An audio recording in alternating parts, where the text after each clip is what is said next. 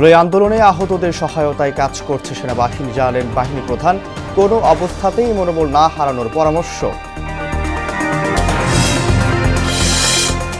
ট্রেনের ঈদযাত্রা শুরু, বাড়তি চাপ সামলাতে প্রস্তুত রেলওয়ে কর্তৃপক্ষ। টিকিটবিহীন যাত্রী ঠেকাতে বাড়তি সতর্কতা।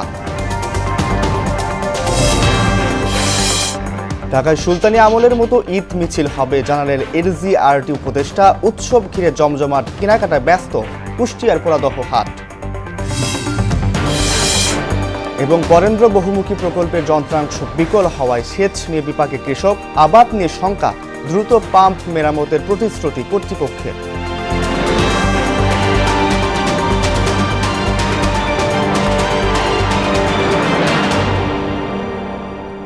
আসসালামু আলাইকুম, সবাইকে মোহন সংবাদে স্বাগত। শুনছিলেন শিরোনাম, সঙ্গে আছি আমি আব্দুর রউফ। এবার বিস্তারিত। জুলাই আন্দোলনে আহতরা যেন কখনো মনোবল না হারায়, বাংলাদেশ সেনাবাহিনী তাদের পাশে সবসময় থাকবে বলে জানিয়েছেন সেনাপ্রধান জেনারেল ওয়াকারুজ্জামান। রোববার সেনা মঞ্চে জুলাই আহতদের সম্মানে আয়োজিত ইফতার অনুষ্ঠানে এমনটা জানান তিনি। সেনাপ্রধান বলেন, সেনাবাহিনীর পক্ষ থেকে এ পর্যন্ত 4200 জন আহতকে চিকিৎসা দেওয়া হয়েছে। এই সহায়তা কার্যক্রম এখনও চলমান। আহতদের আর্থিক সহায়তা দিতেও কাজ করছে সেনাবাহিনী। পাশাপাশি ব্যবসায়ী ও বিভিন্ন প্রতিষ্ঠানও আহতদের সহায়তায় এগিয়ে এসেছে। আমরা সবসময় তাদের পাশে থাকব, তাদের সাথেই থাকব। তাদের এখানে অনেকে খুব আহত, অনেকে চলাফেরা করতে পারেন না, দেখতে পারেন না। আমি আপনাদেরকে অ্যাসুরেন্স দিচ্ছি যে আমরা সবসময় আপনাদের পাশে থাকব। আজকে এই ইফতার আয়োজন এবং আপনাদের যে আর্থিক সহায়তা ভবিষ্যতে দেওয়া হবে, আজকেও কিছু কিছু করে আমরা দিব। শুরু হলো ট্রেনে ঈদযাত্রা। ঈদ উপলক্ষে অগ্রিম টিকিট বিক্রিতে যারা 14 মার্চ টিকিট কেনেন তারাই আজ যাত্রা করতে পারবেন। যাত্রীদের বাড়তি চাপ সামাল দিতে সব ধরনের প্রস্তুতি শেষ করেছে ঢাকা রেলওয়ে স্টেশন কর্তৃপক্ষ। আর টিকিটবিহীন যাত্রী ঠেকাতে টিটিরা যথাযথভাবে দায়িত্ব পালন করবেন। এছাড়া র্যাব, পুলিশ, আরএনবি, জিআরপির কন্ট্রোল রুম থাকছে। বিগত বছরগুলোতে ঈদযাত্রায় 8 থেকে 10 জোড়া বিশেষ ট্রেন চালাত বাংলাদেশ রেলওয়ে, কিন্তু এবার সেটি কমিয়ে 5 জোড়া করা হয়েছে। ঈদ উদযাপনে এবার সুলতানি আমলের মতো ঈদ মিছিলের আয়োজন করা হবে বলে জানিয়েছেন স্থানীয় সরকার, পল্লী উন্নয়ন ও সমবায় মন্ত্রণালয়ের উপদেষ্টা আসিফ মাহমুদ সজীব ভূঁইয়া। রোববার বিকেলে ঢাকা দক্ষিণ সিটি কর্পোরেশনের নগর ভবনে এক প্রেস ব্রিফিংয়ে এসব কথা বলেন তিনি। বলেন, নগরবাসীর জন্য ঈদ আরও আনন্দ ঘন করতে ঢাকার ঐতিহ্যবাহী ঈদ মিছিলের সংস্কৃতিকে এবার থেকে চালু করার উদ্যোগ নিচ্ছে দক্ষিণ সিটি কর্পোরেশন। বাণিজ্য মেলার যে পুরাতন মাঠ আছে সেখানে এবার কেন্দ্রীয়ভাবে ঈদের জামাত অনুষ্ঠিত হবে এবং মেলার আয়োজন থাকবে। একই সাথে আমরা আমাদের যেই পুরাতন ঐতিহ্য সুলতানি আমলেও হয়েছে, সর্বশেষ 1800 সালের দিকেও এই অঞ্চলের মানুষ ঈদের নামাজের পর একটা ঈদ র্যালি করত, ঈদ মিছিল করত। আমরা সেই ঐতিহ্যকে আবার রিভাইভ করতে চাই। ঈদ সামনে রেখে জমে উঠেছে কুষ্টিয়ার পোড়াদহ পাইকারি ও খুচরা ব্যবসায়ীদের হাট। দক্ষিণ পশ্চিমাঞ্চলের বৃহত্তম এই কাপড়ের হাটে পাওয়া যাচ্ছে নিত্য নতুন ডিজাইনের সব কাপড়। দেশের বিভিন্ন জেলা থেকে আসা ক্রেতাদের উপস্থিতিতে মুখরিত এখন পোড়াদহ বাজার। তাদের নিরাপত্তায় সার্বক্ষণিক কাজ করছে আইন শৃঙ্খলা বাহিনীর বিভিন্ন টিম। মিলন খন্দকারের প্রতিবেদন, জানাচ্ছেন মোহাম্মদ ওয়ালিউল্লাহ।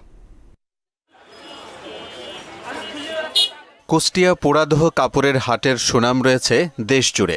দক্ষিণ পশ্চিমাঞ্চলের মধ্যে সবচেয়ে বেশি পাইকারি ও খুচরা কাপড় বেচাকেনা হয় এই হাটে। তাই দেশের বিভিন্ন জেলা থেকে কাপড় কিনতে ব্যবসায়ীরা ছুটে আসেন এই পোড়াদহ মার্কেটে।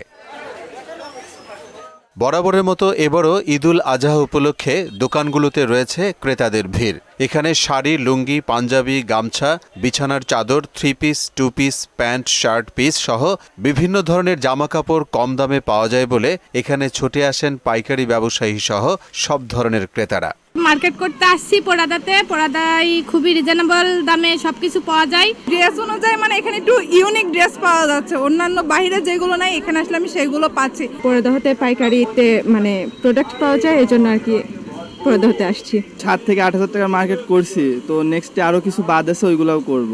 ঈদ উপলক্ষে মার্কেট করতে এসে আমার বেশ ভালোই লাগছে, কারণ এখানে অনেক মানুষ দেখা যাচ্ছে, অনেক কালেকশনও দেখছি যেগুলো খুব পছন্দ হয়েছে। ঈদ উপলক্ষে এবার সব ধরনের পোশাকই বেশি বিক্রি হওয়ায় খুশি বিক্রেতারাও। প্রথম রোজার থেকে 2-3 রোজা পর্যন্ত বেচাকেনা কম ছিল, 5 রোজার পর থেকে বেচাকেনা আলহামদুলিল্লাহ অনেক বেশি। এখানে শাড়ি, লুঙ্গি, কম্বল, 3 পিস, বিছনার চাদর, শীতকালের চাদর, মানে এভরিথিং একটা মানুষের যা কিছু লাগে সবকিছুই পাওয়া যায়। পোড়াদহ হাটে এসে কারো যেন জানমালের ক্ষতি না হয় সেজন্য আইনশৃঙ্খলা বাহিনীর বিভিন্ন টিম কাজ করছে বললেন এই কর্মকর্তা। পোড়াদহ আহমদপুর ফাঁড়ির অধীনে স্পেশাল টিম তারা সারা রাত ধরে আমাদের ডিউটি থাকে এবং থানার স্পেশাল টিমও আমাদের থাকে এবং সেখানে নিয়মিত আমাদের স্পেশাল ডিউটি করছে। পোড়াদহ কাপড়ের হাটে বর্তমানে 1,000-এরও বেশি দোকান রয়েছে, যেখানে কর্মসংস্থানের ব্যবস্থা হয়েছে 15,000-এরও বেশি মানুষের।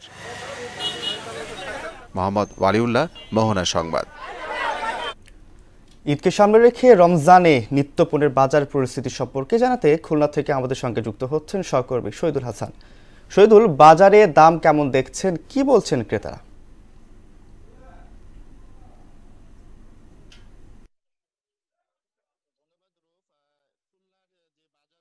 বাজারগুলিতে আমরা দেখছি যে কাঁচা শাকসবজিতে কিছুটা স্বস্তি আছে, যদিও কয়েক ধরনের শাকসবজি একটু দাম বেশি বলছেন ক্রেতারা। সেটা হলো ভেন্ডি বা ঢেঁড়স এবং কাঁকরোল, এই ধরনের যে সবজিগুলি আছে নতুন সবজি, সেগুলিতে কিছু দাম বেশি আছে। এবং তবে এর সাথে সাথে দাম বেড়েছে, ক্রেতারা বলছেন মুরগি, ব্রয়লার মুরগি 20 থেকে 30 টাকা বেশি দামে বিক্রি হচ্ছে, আগের চেয়ে এখন 230 টাকা বিক্রি হচ্ছে। তবে গরুর মাংসের দাম অপরিবর্তিত রয়েছে। সেই সাথে বৃদ্ধি পেয়েছে মাছের দামও, কারণ মাছের দাম আগের চেয়ে একটু বেশি দামে বিক্রি হচ্ছে, বিশেষ করে কার্প জাতীয় মাছ, রুই মাছ, এই মাছগুলি কি একটু বেশি দামে বিক্রি হচ্ছে। তবে ক্রেতা চাল, সেই চালগুলি কিন্তু আগের চেয়ে গত সপ্তাহের চেয়েও 5 থেকে 7 টাকা বেশি দামে বিক্রি হচ্ছে। তবে এক্ষেত্রে মোটা চালের দাম তেমন একটা বাড়েনি, কিন্তু অন্যান্য যে চালগুলি আছে সেই চালগুলি দাম কিছুটা বেড়েছে। এদিকে মশলার বাজারের কথা যদি আমরা বলি, তাহলে মশলার বাজারে শুধু সবগুলি মশলার দাম অপরিবর্তিত রয়েছে, শুধু এলাচ ছাড়া। এলাচের দাম 4,800 থেকে প্রায় 5,200 টাকা পর্যন্ত মাল বেঁধে বিক্রি হচ্ছে। এবং তাছাড়া অন্যান্য যে মশলা, সেই মশলার দাম এখন পর্যন্ত অপরিবর্তিত রয়েছে।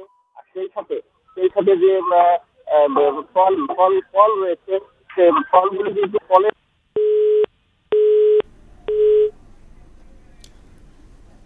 শহীদুল, আপনাকে ধন্যবাদ। বরেন্দ্র বহুমুখী উন্নয়ন সেচ প্রকল্পের যন্ত্রাংশ বিকল হয়ে কয়েকদিন ধরে ধানের জমিতে পানি সেচ দিতে পারছে না কৃষকরা। জয়পুরহাটের 5 বিবির মহিপুরের 1.5 শতাধিক কৃষক আবাদ নিয়ে তাই শঙ্কায় আছেন। দ্রুত সেচ পাম্পটি মেরামত করা হবে বলে জানিয়েছেন বরেন্দ্র বহুমুখী উন্নয়ন প্রকল্প কর্মকর্তা আক্তার হোসেন বকুরের প্রতিবেদন জানাচ্ছেন আফরিন পপি। জয়পুরহাটের 5 বিবির মহিপুরে প্রায় 150 বিঘা জমিতে পানি সেচ দিতে না পারায় মাটি শুকিয়ে ফেটে চৌচির হয়ে গেছে। জমিতে পানি না থাকায় সর্বত্র জন্মাচ্ছে আগাছা। ঋণ করে ধান চাষ করেছেন বলে জানান এলাকার একাধিক আদিবাসী কৃষক, তাই তাদের কপালে এখন চিন্তার ভাঁজ। টিউবওয়েলটা নষ্ট, আমার ফসল পুরে শেষ, কবে ঠিক হবে এর কোনো নিশ্চয়তা নাই। আজকে প্রায় 2 সপ্তাহ ধরে বরেন্দ্র মোটরটা বন্ধ হয়ে আছে, তার কোনো পদক্ষেপ নাই। আমার ঝালটা কি হবে এই খুঁজে পড়ে আমরা কে দিবে? খুলে থুইছে আজ 7-8 দিন 10 দিন হচ্ছে, আজকাল লাগাচ্ছে কালকা লাগাচ্ছে, এই দিচ্ছি। ধানের অবস্থা কি অবস্থা? মহিপুর সাঁওতালপাড়ায় বরেন্দ্র বহুমুখী সেচ প্রকল্পটির পাম্প বিকল হলে এলাকার কৃষকরাই 15,000 টাকা খরচ করে 2বার পাম্প ঠিক করে, যদিও এতে কাজ হয়নি, ফের অকাজে হয়ে গেছে পাম্পটি। আমরা জানি যে বরেন্দ্র যাবতীয় খরচ বরেন্দ্র অফিস দিবে, কিন্তু তা দেয়নি। প্রথম যখন ডিপ নষ্ট হলো তখন আজাদ সাহেব এলো, আজাদ সাহেব দেখে মোটর দেখে শুনে বললো যে এটা হলে মজমের লেদে সারা যাবে, এখানে নিয়ে যাও। এখানে যায় এরা 13,000 টাকা বিল করলো, এখানে সারে নিয়ে এলাম, নিয়ে আসে মোটর তাও ঘুরতেছে না। জমিতে পানি নাই, শুকে ফাটে গেছে, কি করব এখন আমরা কৃষক। বিদ্যুতের সমস্যার কথা জানিয়ে সেচ পাম্পটি মেরামত করার কথা জানিয়েছেন এ কর্মকর্তা। ইলেকট্রিক ফল্ট হয়েছে, এটা উপরের কাজ। এটা ট্রান্সফরমারের সাথে যে আমাদের উপরের যে কানেকশনগুলো থাকে, এখানে কোনো লুজ কন্ট্রাক্ট আছে, যেটা ফল্টটা ধরতে দেরি হয়েছে। কিন্তু 14 দিন 15 দিন এটা যদি কেউ বলে থাকে, এটা রং কথা, এতদিন সময় লাগেনি। বিকল পাম্পটি সচল করে দ্রুত পানি সেচের ব্যবস্থা করবে কর্তৃপক্ষ, এমন প্রত্যাশা কৃষকদের। আফরিন পপি, মোহনা সংবাদ। দেশের বাইরের খবর।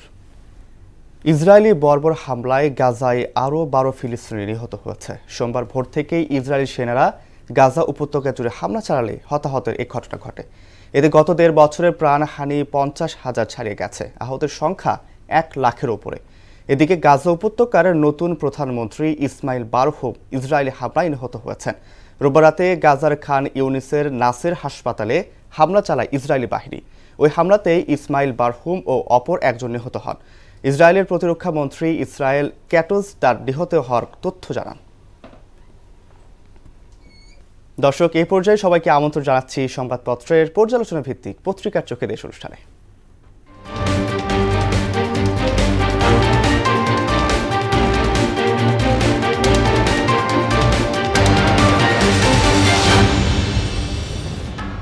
দর্শক, অনুষ্ঠানে আজকের অতিথি মোহনা টেলিভিশনের যুগ্ম বার্তা সম্পাদক নাসির উদ্দিন। নাসির, পত্রিকার চোখে দেশ অনুষ্ঠানে আপনাকে স্বাগত। নাসির, আপনি জানেন মোহনা টেলিভিশনের নিয়মিত আয়োজন পত্রিকার চোখে দেশ অনুষ্ঠানে আমরা পত্রিকার শিরোনাম শুনি এবং শিরোনামের পেছনের খবর সম্পর্কে আলোচনা করি। আমরা আলোচনা যাবো, তবে তার আগে জেনে নেব আজকের জাতীয় পত্রিকার বিশেষ বিশেষ নামগুলো।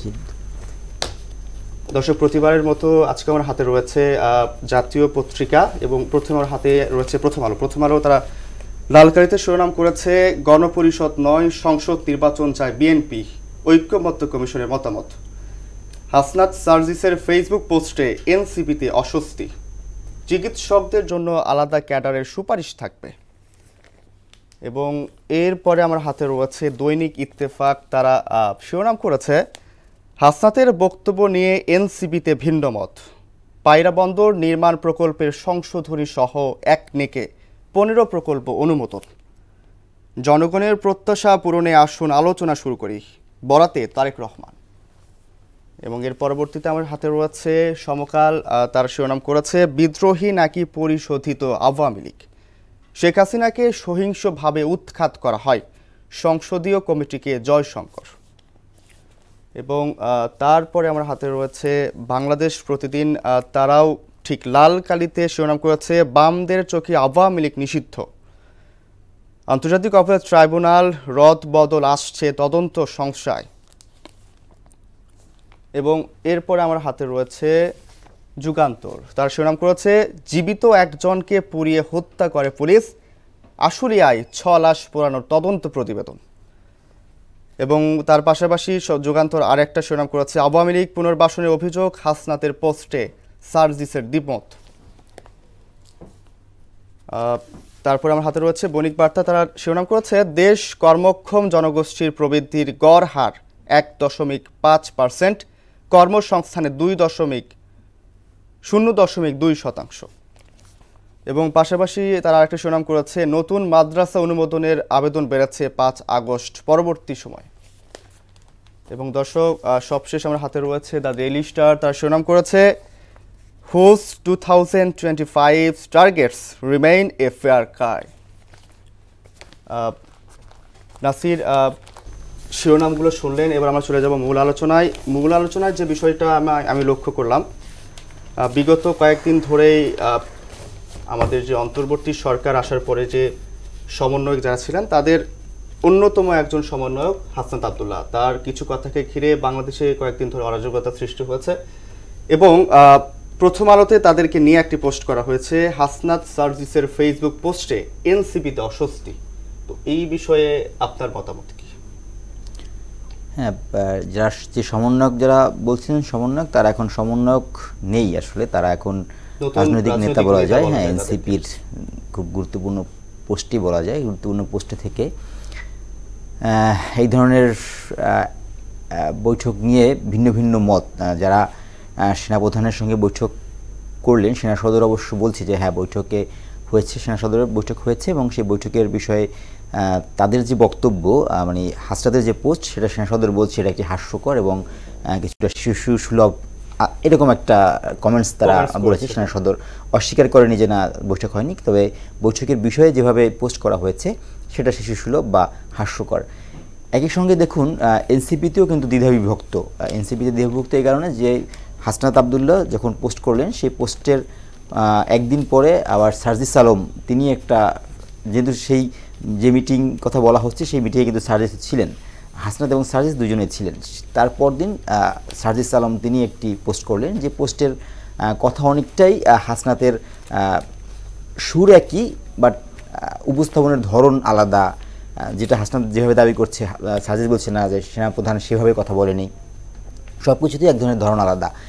এবং ওই এনসিপির আরও একজন নেতা আছেন নাসিরুদ্দিন পাটোয়ারি, তিনি বলেন যে এই ধরনের পোস্ট শিষ্টাচার বর্জিত, যিনি যেটা আসলে এনসিপিতে এখন 2-3 জনের এই কথা 2-3 রকমের কথা, তাদের ভিতর থেকেই আবার এক একজনের মন্তব্য, এই সব কিছু মিলিয়ে এনসিপিতে অস্বস্তি। এবং আমার কাছে যেটা মনে হয় যে এই ধরনের অতি কথন রাজনীতির জন্য কিংবা দলের যে স্ট্যান্ড থাকে সেটা আসলে খুব বেশি ভালো কিছুর মানে মান ক্ষুণ্ণ করছে, ভালো কিছুর বার্তা এখান থেকে নেই অন্তত পক্ষে। মানে এটা খুব টেকনিক্যালি নতুন রাজনৈতিক দল এবং তারা সবাই ইয়াং, সেটা ঠিক আছে, সবাই ইয়াং ঠিক আছে, কিন্তু তারপরেও আরও বেশি পরিপক্কতা, আরও বেশি দায়িত্বশীলতার আশা করে একটি রাজনৈতিক দলের যারা শীর্ষ নেতৃত্ব থাকে তাদের কাছ থেকে মানুষ আরও বেশি পরিপক্কতা এবং দায়িত্বশীলতা আসলে আশা করে।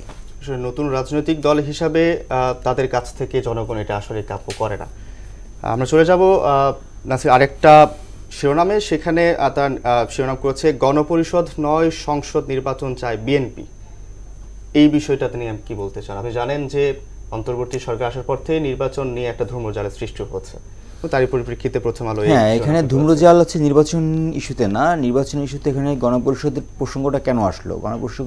গণপরিষদের প্রসঙ্গটা আসলো আসলে এনসিপি থেকে। এনসিপির দাবি মূলত গণপরিষদ এবং সংসদ নির্বাচন একই সঙ্গে করার, সেখানে বিএনপির না, সেটা আছে বিএনপি এরকম আরও কিছু। কালকে জাতীয় ঐকমত্য কমিশনের কাছে বিএনপি তাদের প্রস্তাবনা জমা দিয়েছে, অ্যাজ ওয়েল অ্যাজ এনসিপিও জমা দিয়েছে। বিএনপির যে প্রস্তাবনাগুলোতে তিনি বেশ কয়েকটা জায়গায় স্পষ্ট করেছে, সেটা হচ্ছে যেটা একটা আপনি হেডলাইন পড়লেন, গণপরিষদ নয় সংসদ নির্বাচন চায় বিএনপি, এই একটা বিষয় আছে। তারপরে বিএনপির বেশ কিছু সংবিধানের ক্ষেত্রেও যে সংবিধানের সংস্কারের ক্ষেত্রেও তারা যেভাবে ঢেলে সাজানো কিংবা ওই ধরনের সংস্কারে যেতে চায় না, রাষ্ট্রের নাম পরিবর্তনের এক ধরনের আলোচনা চলে আসছিল, সেই আলোচনাতেও বিএনপি না করে দিয়েছে। অর্থাৎ বিএনপি লিবারেল ডেমোক্রেসির যে এক ধরনের ধারা, সেই ধারাটাই বিএনপি হাঁটছে এবং সেটাকে যদি এখন তারা নির্বাচনমুখী, যত পরিকল্পনা যত চিন্তা সবই নির্বাচনমুখী এবং সেই নির্বাচনমুখী এবং একই সঙ্গে গণতন্ত্রকে বাধাগ্রস্ত না করে এমন কিছু পরামর্শ তাদের এই কালকে যে প্রস্তাবনা দিয়েছে সেখানে উঠে এসেছে। আমার কাছে মনে হয় বিএনপির এই ধরনের স্ট্যান্ড যেটা গণতন্ত্রকে আসলে এগিয়ে নিতে এক ধরনের সহায়ক ভূমিকা পালন করবে, এইটা এক ধরনের সামনে আসছে বিষয়গুলো। জি আসলেই। আমরা চলে যাব সমকালে, তারা একটা শিরোনাম করেছে, শিরোনামটা আমি পড়ে নেই, বিদ্রোহী নাকি পরিশোধিত আওয়ামী লীগ। তো এই বিষয় নিয়ে অনেক কথা হচ্ছে, তো আমি আপনার কাছ থেকে এই বিষয়টা নিয়ে মতামত চাচ্ছি যে বিদ্রোহী নাকি পরিশোধিত আওয়ামী লীগ, কি চাচ্ছে? এখানে আপনার প্রথম যে প্রশ্নটা ছিল আসলে এনসিপির নেতাদের ভিতরে যে ধরনের মতভেদ, তার সঙ্গে কিন্তু এইটার এক ধরনের যোগসূত্র আছে। কারণ এই মতভেদ, তাদের মতভেদ কিংবা সেই ফেসবুক পোস্টে কিন্তু আওয়ামী লীগের পুনর্বাসন প্রক্রিয়াটা কী প্রক্রিয়ায়, তখন থেকে কিন্তু আওয়ামী লীগের পুনর্বাসনটা বেশ জোরসোরে আলোচনায় আসছে আসলে। কিন্তু এখন তখন বলা হচ্ছে যে আওয়ামী লীগ মানে পুনর্বাসন হওয়ার চিন্তা আছে, রাজনীতিতে এক ধরনের ভিন্ন মত আছে। যেমন বিএনপি মনে করছে যে না, আওয়ামী লীগকে নিষিদ্ধ করার বিষয়ে বিএনপি তেমন কোনো আসলে চাওয়া নেই। বিএনপি চাওয়া হচ্ছে যে জনগণ যেটা চাইবে সেটাই হবে আওয়ামী লীগ প্রশ্নে। জনগণ যদি আওয়ামী লীগকে ছুঁড়ে ফেলে, আওয়ামী লীগ ছুঁড়ে যাবে। জনগণ যদি মনে করে না এই আওয়ামী লীগের রাজনীতি করার অধিকার আছে, তাহলে জনগণ আওয়ামী লীগ রাজনীতি করবে। এটা হচ্ছে বিএনপির স্ট্যান্ড। আপনি আরেকটা হেডলাইন পড়ছিলেন, বাম মানে আওয়ামী লীগের নিষিদ্ধের প্রশ্নে বাম রাজনৈতিক দলগুলোর অবস্থানটা কী সেটা দেখছিলাম। আমিও খোঁজখবর যেটা রাখছি, যাতে বামদের ভিতরেও কোনো দল আছে যারা আসলে আওয়ামী লীগ মানে কেউ রাজনীতি করবে না, কে রাজনীতি করবে কি রাজনীতি করবে না সেটারও এক ধরনের ওই তারা মনে করছে জনগণের উপরেই ছেড়ে দিচ্ছি, জনগণ যদি আমাকে ভোটই না দেয় তাহলে আমার রাজনীতি করার না করার কি আসে যায়, আমরা তো অনেক না করার মধ্যে কোনো পার্থক্য আছে। জনগণ যদি আমাকে ভোট না দেয়, জনগণ যদি আমাকে ম্যান্ডেট না দেয়, তাহলে আমি রাজনীতি করবোটা কিভাবে, এই একটা কথা আছে। আপনি যদি জনগণের উপরে ছেড়ে দেন এবং জনগণ যদি মনে করে না এইটা আওয়ামী লীগের রাজনীতি করার অধিকার নেই, তাকে ভোট দেওয়া যাবে না, তাকে তার পক্ষে থাকা যাবে না, তার আদর্শ মানা যাবে না, তাহলে তো আর ওই রাজনীতিকে নিষিদ্ধ করলেই কি, আর ওই রাজনৈতিক দল থাকলেই বা কি। আমরা অনেকবার দেখেছি, যেমন ধরুন জাতীয় পার্টি একসময় দেশের শীর্ষ রাজনৈতিক দল, যদি আওয়ামী লীগ এবং বিএনপির সঙ্গে তারা জোট করতে না পারতো তাহলে হয়তো জাতীয় পার্টির রাজনৈতিক যে ভবিষ্যৎ সেটা আর অনেক আগেই বেশ কিছু একটা বিপদজনক অবস্থায় পড়ে যেত। এরকম অনেক রাজনৈতিক দলই আছে যারা একসময় খুব ভালো অবস্থান ছিল, কিন্তু জনগণের ম্যান্ডেট না থাকার কারণে তারা আসলে রাজনৈতিক মাঠে আর সেই জায়গাতে দাঁড়াতে পারেনি। তো সেইখানে আওয়ামী লীগকে রিফর্ম হলে কি প্রক্রিয়া হবে, সেখানে আবার বেশ কয়েকটি ভাগ আছে। কেউ চাচ্ছে যদি আওয়ামী লীগকে রিফান্ড করা যায়ও, হাসিনা বিরোধী আওয়ামী লীগ, অর্থাৎ হাসিনার প্রভাব আওয়ামী লীগে থাকবে না, হাসিনা ছাড়া থাকবে না, সেটা চাচ্ছে যে হাসিনার কোনো কর্মকাণ্ড আওয়ামী লীগ থাকতে পারবে না, এভাবে রিফর্ম চাচ্ছে। আবার আওয়ামী লীগের ভিতরেই কেউ কেউ মনে করছে, একটা পক্ষ আছে আওয়ামী লীগের ভিতরেও, যে হাসিনা ছাড়া আসলে আওয়ামী লীগকে স্ট্রংভাবে সামনে আনা কতটা সহজ হবে। যদিও এই মুহূর্তে শেখ হাসিনার যে ইমেজ, দেশ বলি দলের ভিতরেও বলি, কোনো কোনো জায়গায় সেই ইমেজ সংকটটা এক ধরনের বিপদে ফেলবে আমার কাছে যেটা মনে হয়। যদিও আওয়ামী লীগ রিফান্ড হবে কি না, কীভাবে হবে, তারা কতটা প্রস্তুত আছে, সেগুলোও এক ধরনের আলোচনা আছে। কারা চাচ্ছে কারা চাচ্ছে না সেটা একটা বিষয় আছে। তো এই সব কিছু মিলিয়ে আওয়ামী লীগের এখন রিফান্ড যদি হয়ও, বেশ কয়েকটি পক্ষ আছে, বেশ কয়েকটি প্রশ্ন আছে, যদি রিফান্ড হয়ও, যদি যেটা আলোচনা আসছে যে আসলে স্পিকার যে শিরীন শারমিন চৌধুরী কিংবা ফজলে নূর তাপস, কেউ কেউ আলোচনা আসছে সোহেল তাজ, যদি এরাও আওয়ামী লীগকে নেতৃত্ব দেওয়ার চিন্তা করে, যদি শিরীন শারমিন কিংবা ফজলে নূর তাপস, আমি আসলে এটা ওই আলোচনার স্বার্থে বলছি, আমি জানি না এ ধরনের কোনো পরিকল্পনা আছে কিনা আওয়ামী লীগ থেকে কীভাবে ভাবা হচ্ছে, এটা আলোচনার স্বার্থে বলছি, এটা আমার নিজস্ব কিন্তু মতামত না। যদি এই দুজনকে দিয়েও রিফান্ড করার চিন্তা করা হয়, তাহলেও আসলে শেখ হাসিনার বলয় থেকে বের হওয়ার কোনো আসলে উপায় দেখছি না, কারণ এই দুজন শেখ হাসিনার বলয় থেকে বের হয়ে যাবে না। এর বাইরে কি হতে পারে, হাসিনা বিরোধী অবস্থানে যাওয়ার মতো আওয়ামী লীগকে সেভাবে নেতৃত্ব দিয়ে আসার মতো, হাসিনা বিরোধী অবস্থান থেকে নেতৃত্ব দেবে, আওয়ামী লীগকে আবার সামনে নিয়ে আসবে বা সেটা কম্পিট করবে, এই জাতীয় বিএনপি, জামাত কিংবা এনসিপির সাথে কম্পিট করবে, এই ধরনের নেতৃত্ব সামনে আনা যাবে কিনা, আওয়ামী লীগ সেই ক্ষেত্রে নিজে কতটা প্রস্তুতি আছে, অন্যদের আলোচনা বাদ দিই, আমরা কারণ আওয়ামী লীগ নিজে কতটা বলছে যে আমরা এখন এইভাবে আসতে চাই, সেটা কি আওয়ামী লীগ কোনো আবেদন জানিয়েছে যে আমরা এইভাবে আসতে চাই, সেরকম মনে আমার জানা নেই। তো সব কিছু মিলিয়ে এটার জন্য আরেকটু অপেক্ষা করতে হবে যে আওয়ামী লীগ যদি প্রশ্ন যদি আসেও কীভাবে আসবে, কারা কারা সেটার পক্ষে আছে, কারা কারা বিপক্ষে আছে। বিপক্ষটা আমি একটু স্পষ্ট এনসিপি, হ্যাঁ, এইটা বিপক্ষ, বা ছাত্ররা, বৈষম্যবিরোধী ছাত্র আন্দোলন, তারা স্পষ্ট যে তারা বিপক্ষে। তাদের বিপক্ষ হওয়ার কারণটা অনেকগুলো কারণ অবশ্য আছে, কারণ গণ অভ্যুত্থান পরবর্তী যে প্রেক্ষাপটে তারা আওয়ামী লীগকে মানে তাদের নেতৃত্বেই তো মূলত আওয়ামী লীগের এই পতন, সুতরাং তাদের সেই চাওয়াটার এক ধরনের যৌক্তিকতা আছে, বা তারা অন্য অনেক ধরনের ভয় শঙ্কা কিংবা অনেক ধরনের দেশের যে প্রেক্ষাপট, সেই অনেক কিছু নিয়েই তারা চিন্তা করছে যে না, আওয়ামী লীগকে তারা আসতে দেবে না। But at the same time অনেক বড় বড় পক্ষ কিন্তু আছে যারা আওয়ামী লীগকে হয়তো মানে সহায়তা না করলেও তাদের পুনর্বাসনে কোনো ধরনের বাধা দিবে না, এমন পক্ষও কিন্তু বাংলাদেশে আছে, রাজনীতির জন্য আছে।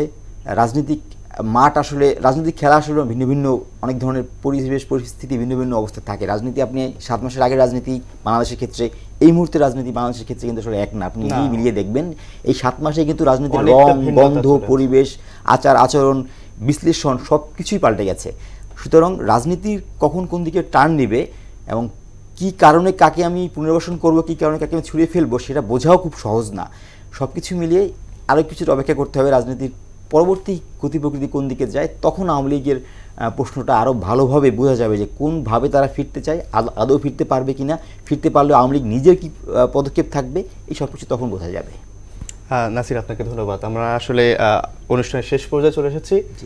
আমাদের অনুষ্ঠানে আমাদের স্টুডিওতে আসার জন্য আপনাকে আন্তরিকভাবে ধন্যবাদ জানাচ্ছি। আমরা পরবর্তী কোনো একদিন আবারও আলোচনায় বসবো ইনশাআল্লাহ। দর্শক, শেষ করে মোহনার সংবাদ যাবার আগে শিরোনামগুলো জানিয়ে দিচ্ছি।